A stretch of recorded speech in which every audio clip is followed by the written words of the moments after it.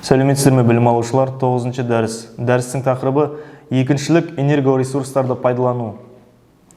Дәрістік сабақтың жоспары. Екіншілік энергоресурстар түсінігі, екіншілік энергоресурстарды пайдалану, электр және жылу энергиясын алу үшін екіншілік энергоресурстарды пайдалану. Дәрістің мақсаты екіншілік энергоресурстардың электр энергиясы мен жылу өндіру көзі ретіндегі негізгі тағайындалуын меңгеру.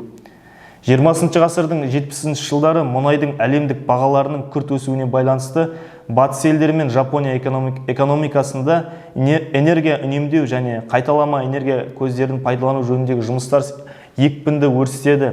Кеңес одағында да бұл уақытта керісінше мұнай мен табиғи газды өндіру, әсіресе экспорт дамыды, ал энергияны үнемдеу шараларына көңіл өте аз бөлінді. Нәтижесінде отын үнемдеу бойынша әлемдік экономикадан артта қалушылық байқалды. Халық шаруашылығы өнімдерінің энергия сыйымдылығы бүкіл әлемдік деңгейден әлдеқайда асып түсті. 20 ғасырдың соңғы жылдарында құны 1 ақш доллары болатын экономиканың соңғы өнімін өндіруге кететін энергия ресурстарының өндірістік шығындары, яғни Ресейде 1 ақш доллары 60 мегаджоуль, Америка құрама штаттарында 15,2 мегаджоуль 1 ақш долларын құрады. Жапонияда сәйкесінше 5,5 мегаджоульді құрады. Әрине, Ресейде Жапонияға қарағанда қатал климат және тиісінше үйлерді жылытуға көп энергия шығындалады, бірақ шығындардың 11 есе артық болуы өте орынсыз.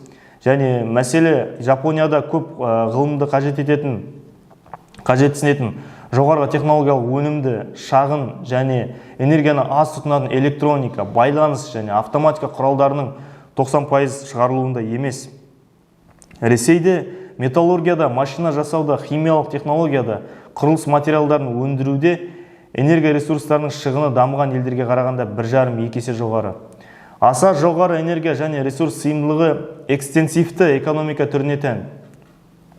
Төмен энергия сыйымдылығы қарқынды экономика түріне тән. Соңғы өнімді ұлғайтуға емес, өндіруді ұлғайтуға және қайтадан жаңартылмайтын энергия ресурстарын пайдалануға бағытталған макроэкономикалық бағдарламалар тұйыққа апарады. Ресурстарды жеуден түсетін жағымды пайда жаһандық залалдан аз.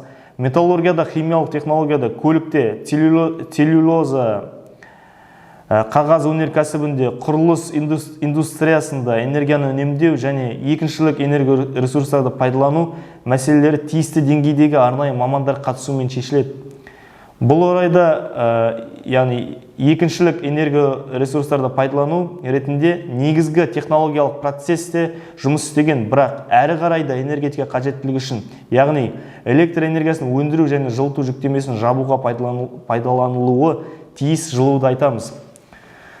Экономикалық есептеулер көрсету бойынша 1 тонна шартты отынды үнемдеуге әкелетін екіншілік энергоресурстарды пайдалану Ресей Федерациясының Еуропалық бөлігінде орналасқан отынды өндіруге және тасымалдауға кететін капиталдық шығындардан 2 немесе 4 есе аз болады. Осы аралықта болады. Энергия түрлеріне байланысты ЕЭР, яғни екіншілік энергоресурстарды пайдалану жанатын, жылулық және артық қысымды болып бөлінеді. Жанатын, яғни отынды, екіншілік энергоресурстарды пайдалану технологиялық процестерде әрі қарай қолданылмайтын немесе жарамсыз құрамында технологиялық процесс қалдықтарының химиялық байланысқан энергиясына немесе қалдықтар. Жылулық екіншілік энергоресурстарды пайдалану технологиялық агрегаттардың шығарылатын газдарының энтальпиясын және технологиялық агрегаттар мен қондырғылардың салқындату жүйесінің жұмыс денелерінің жылуын, технологиялық құрылғыларда өңделген ыстық су мен бу энтальпиясын көрсететін жылу қалдықтары. Жылулық екіншілік энергоресурстар технологиялық және энерготехникалық технологиялық құрылғыларда жолай алынатын жылу энергиясы да жатқызылады, яғни бу мен ыстық су. Артық қысымды, яғни келесі қолдану сатысында немесе атмосфераға тастаудан бұрын төмендетуді қажет ететін технологиялық агрегаттардан артық қысыммен шығатын газдардың потенциалды энергиясы. ЕЭР түрлері мен параметрлеріне байланысты негізгі 4 бағытта пайдаланылады. Олар отынды тікелей қазандық пешті отын ретінде, жылулық энерго тасымалдаушылар есебінен жылу энергиясындағы қажеттіліктерді қамтамасыз ету үшін электроэнергетикалық газды немесе бу конденсациялық турбо агрегаттардан электр энергиясын алу үшін біріктірілген электр энергиясы мен жылу энергиясының жылыту циклі бойынша қалдықтарды өңдейтін құрылғылардан шығару.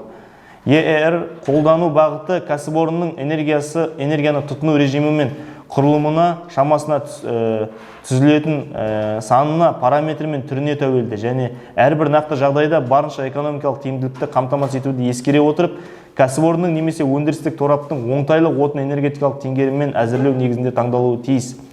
Жылу өндіруші энергиялық құрылғыларда қолданылатын потенциалды көздеріне жылу генераторларының газ трактынан бөлінетін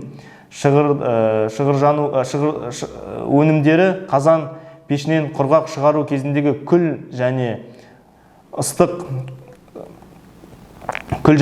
қош, қазанның үздіксіз үрлеу жүйесіндегі суы, жылу станцияларының ғимараттарында орналасқан булы жылу алмастырғыштардың конденсаттары және тағда басқа сол сияқтылар жатады.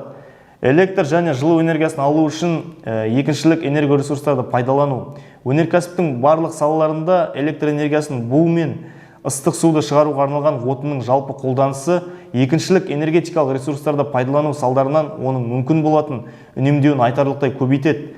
Осы және өнеркәсіптік жылу энергиясының жылыту циклі жүйесімен байланысы болған жағдайда екіншілік энергетикалық ресурстар бір жыл ішінде олардың шығу кестесіне және кәсіпорындағы жылуды тұтыну өзгерісіне тәуелсіз толықтай қолдана алады. Электр энергиясы мен жылудың шығуын үздіксіз бақылай отырып, сәйкесінше кәсіпорынның отын шығынын азайтуға болады. Немесе оны көбейтпей, артық мөлшерін жүйеге қайта бере отырып, электр энергиясын көп мөлшерде алуға болады. Электр энергия мен жылуды бірлесе шығару мақсатында екіншілік энергетикалық ресурстарды қолдану тиімділігі жоғары болып табылады. Бірақ жылуды аз тұтынатын кезеңде электр энергияны конденсацияланған цикл бойынша өндіру қажеттілігі туындайды. Мұндай жағдай көбінесе жаз мезгілінде көлік құрастыратын зауыттарда балғалар мен пресстердің жұмыс істеу үшін қолданылған булардың көп мөлшері жинақталып, олардың жылуын кәсіпорында қайтара қолдану мүмкіндігі туындайды. Электр энергиясын шығару немесе электр энергиясы мен жылуды бірлесе өндіру төмендегі жағдайларда жүзеге асыру мүмкін. Төмендегі суретте көрсетілгендей технологиялық агрегаттарға жақын орналасқан дербес немесе топтық генерирлеуші құрылғыларда газ турбиналы циклде ыстық газды немесе ауаны айтарлықтай алыс қашықтыққа тасымалдау орынсыз және тек осындай қондырғылар ғана емес. Төмендегі суретте көрсетілгендей орнатылған немесе іс жүзінде жұмыс жасап тұрған турбиналарда жылу энергиясының жылыту циклі орталықтандырылған. Бұл суретте жылуды пайдаланатын қондырғылардың сұлбасы көрсетілген. Сәйкесінше А нұсқасы бұл дербес, Б нұсқасы бұл топтық. Бұл суретте жылуды пайдаланудың орталықтандырылған сұлбасы көрсетілген. Сәйкесінше нөмірленген. Бұнда біріншісі технологиялық агрегат, екіншісі бул қыздырғыш, сәйкесінше буландыру беті көрсетілген, үнемдеуші бет, және бесінші тұрған турбина, алтыншы буды технологиялық тұтынушылар, жетіншісі бұнда қазандықтар. Орталықтандырылған нұсқа дербеспен салыстырғанда төмендегідей бірқатар артықшылықтарға ие. Турбиналардың жұмыс тәртібі екіншілік энергетикалық ресурстарға тәуелсіз және жылу энергиясының жылыту циклі қазандықтар жүктемесін реттеудің берілу жолымен сақталады. Турбиналардың бірлік қуатын нығайту есебінен қондырғыларды орнатуға кететін жалпы шығындар азаяды. Сондай-ақ сумен қамтитын және электр тарататын құрылғылардың жаңа жүйесін салу қажет болмайды және тұрақты өндірілуді сақтай отырып, көліктік зал ғимаратының меншікті көлемі азайтылады. Назарларыңызға рахмет.